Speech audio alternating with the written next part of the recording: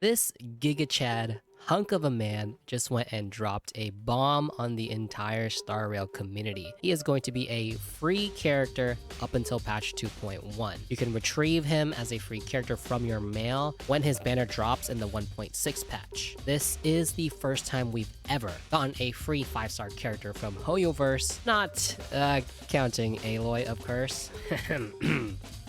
This is truly a genuine gacha 5-star being given out to the community. He is an imaginary hunt character with a big focus on high damaging follow-up attacks that require debuffs on the enemies to maximize his kit. And I understand that there is a lot of drama around Dr. Ratio currently, apparently because he's free, so he's going to be a bad character. But in this video, I'm going to show you that Dr. Ratio is in fact going to be pretty good. I'm going to go over his entire kit, skill, ultimate, talent, traces, technique, Lightcone builds, Relic builds, and some team synergies. Let's go ahead and dive right into it. Now, I have to highlight his basic attack because the animation for this is just totally awesome. I mean, it's amazing. He just smacks the enemy with a damn book, or encyclopedia, or dictionary, whatever the hell you want to call it. Hands down, best basic attack in the game. At least until Misha comes out, because he just hits enemies with a freaking mop.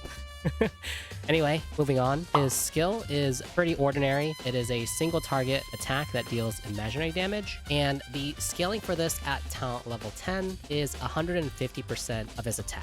Now he has a trace that gives this ability an extra effect, but we'll get there when we talk about his traces. His ultimate is a 140 cost ultimate that is a single target attack that deals high imaginary damage. The scaling at level 10 is 240%. This ability will apply Wise Man's Folly, which is a guaranteed effect. There is no base chance to land this, so regardless of the enemy's effect resistance, this will always land, which is just good. Anyway, what this ability does is that when Dr. Ratio's allies attack a target afflicted with Wise Man's Folly, then Dr. Ratio will launch one follow-up attack. This can be triggered twice and can only affect one enemy at a time. So for example, this means that if you happen to get multiple ults in a row, you can't spread the effect, and it's possible to get multiple ults in things like the simulated universe with the proper hunt blessings. It is a little bit unfortunate that you can't spread the effect, but I guess that's how we make sure that Dr. Ratio is not too broken. Additionally, the trigger count resets after the ultimate is used. What this basically means is that, again, with that example, if you get multiple ults, if you pop 2 ults in a row, it will not add to the total count. So for example, if there is 1 remaining trigger count on Wise Man's Folly and then you use your ultimate again, it would not go to 3 counts, it would just reset to 2.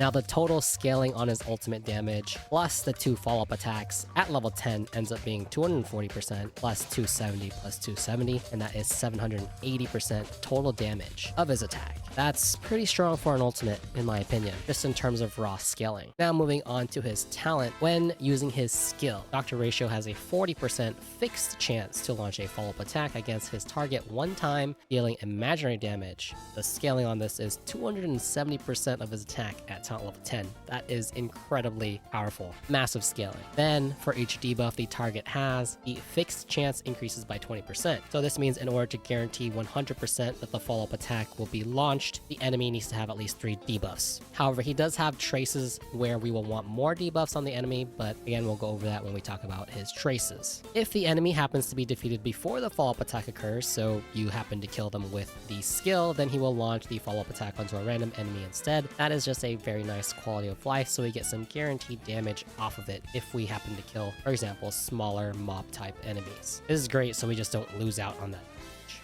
Now, 100% is definitely our target, but honestly 80% is not bad either. If you happen to play Pokemon, then you know that the accuracy of Hydro Pump is 80%, which in theory is pretty good, but if you play Pokemon, then you know that the true accuracy of Hydro Pump is 50% because either you hit it or you don't, right? Anyway, let's go ahead and move on to his technique. His technique is really similar to Welt in that it creates a slow field that decreases speed by 50% for 2 turns with a 100 base chance to land on the enemy. This means that enemies with high effect res, there is a good chance that this will not apply. Also, the debuff is just nice to get more debuffs onto the enemy so that we can guarantee our follow-up attacks when we use our skill. In the overworld, this also happens to taunt enemies so that you don't get attacked by the enemy. Now moving on to his traces. His first trace is that when dealing damage to a target with more than 3 debuffs, for each debuff that they have, it will increase the damage dealt to that target by 10% up to 50%.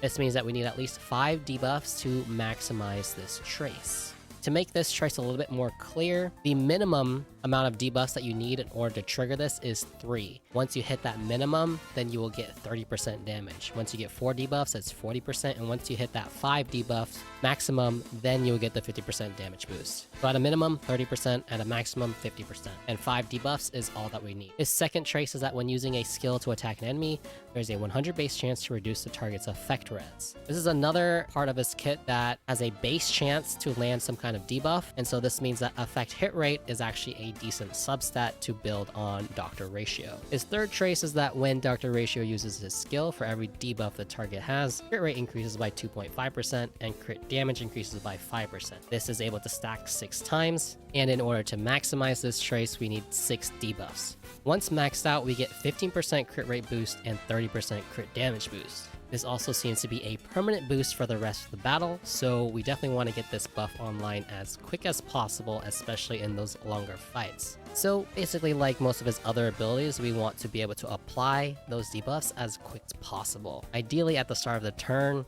with our Nihility type characters. Characters like Silverwolf and Pela are great. Now, it should also be noted that since this is a permanent buff, we don't have to hit an enemy with 6 debuffs total. What we could do is spend 2 turns and hit 2 targets that happen to have 3 debuffs each, or even the same target that had 3 buffs, just hit them twice. Now, onto his minor traces, he gets 28% attack, 12% crit rate, and 12.5% defense. It is a little bit unfortunate that he does not get any natural imaginary damage bonus and instead got defense, as he's not weirdly squishy or anything. At least it doesn't seem like it based off of his base stats. So perhaps Hoyoverse did shaft his damage bonus a little bit, but it is what it is. Now, in my opinion, Dr. Ratio definitely does have some clear weaknesses, and those weaknesses are against multiple smaller mob type enemies. It can be very hard to maximize the debuffs in order to get his follow-up to attack to trigger 100% of time on all of those smaller enemies. His ultimate ability also, Wise Man's Folly, will go away if the enemy is defeated and if you did not trigger them. So if defeating a weak enemy with the ult, then you get no value out of the auto-triggered follow-up attacks from teammates. Now, on the other hand, against longer fights or fights with 2 elite mobs, then Dr. Ratio will definitely shine a lot. Basically, just ensure you're not defeating enemies with your ultimate,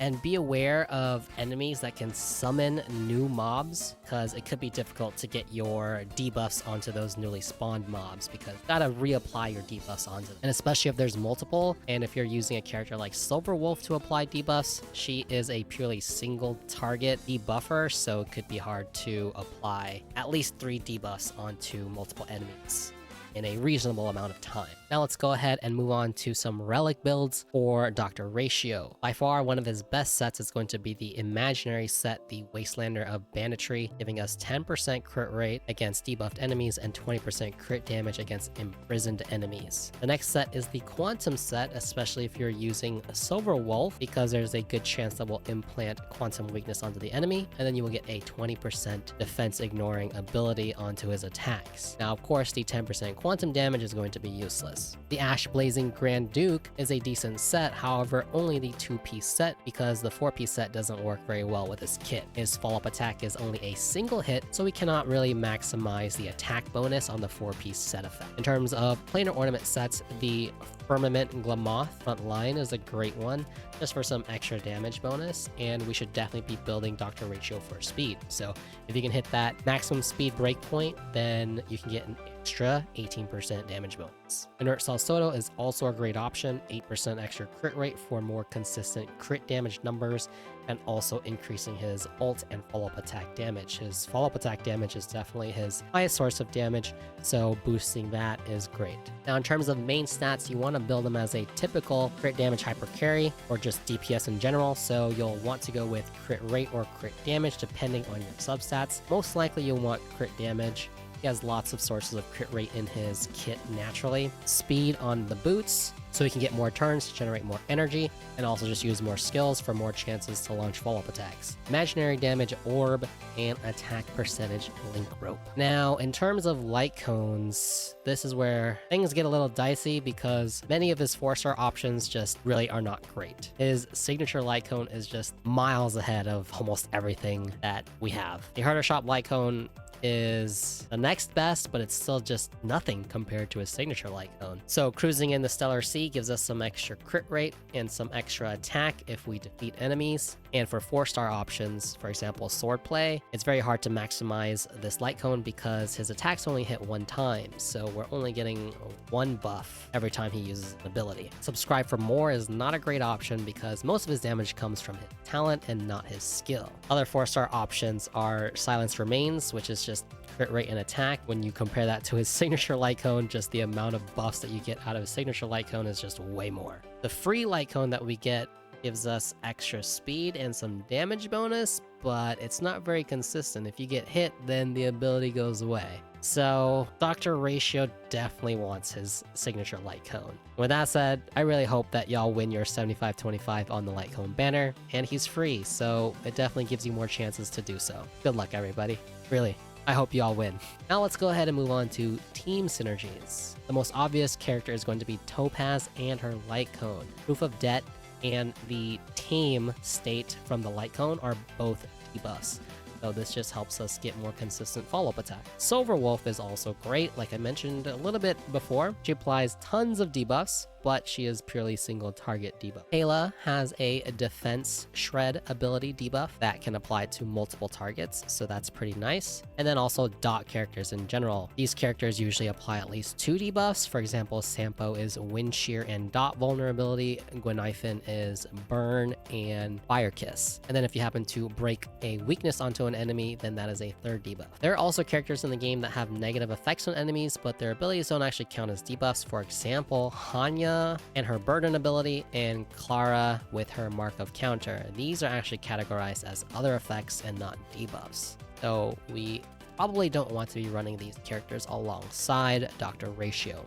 But other than that, any generic support buffer is going to be great for Dr. Ratio. Asta, Ingyun, Bronya, Ron May, all great choices to help enable Dr. Ratio's damage. Now I'm going to show you some initial damage calculations I did for Dr. Ratio. Now, please understand that these are solo damage calculations, so these don't include any kind of buffs from your teammates. So damage output is definitely going to be a lot higher. So this Dr. Ratio that I'm using is built like a typical crit DPS character. He is max level with his signature Lightcone, and he happens to reach 3044 attack. That's really the only stat that we care about that will affect our damage numbers. And then also his crit rate is 42% and his crit damage is 208.8%.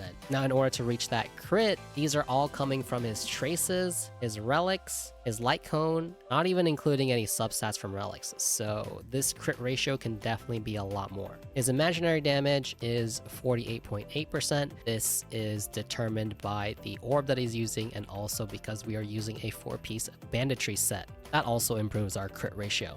For the body, we're using crit damage body, so it's an extra 64.8. The feet is speed, and the link rope is attack percentage. And so with all that out of the way, a Dr. Ratio with level 10 abilities deals about 13,000 with his skill, 20,000 damage, 588 with his ultimate, and his follow-up attacks are dealing about 26,319. I also forgot to mention that I'm using the Firmament set with the maximum damage bonus, so it is assumed that Dr. Ratio's speed in this case has reached its maximum breakpoint. So that follow-up attack is nearly hitting 30k solo damage. That is pretty strong. Once we start adding in buffs, that number can easily double or even triple. So yeah, Dr. Ratio is definitely hitting like a truck.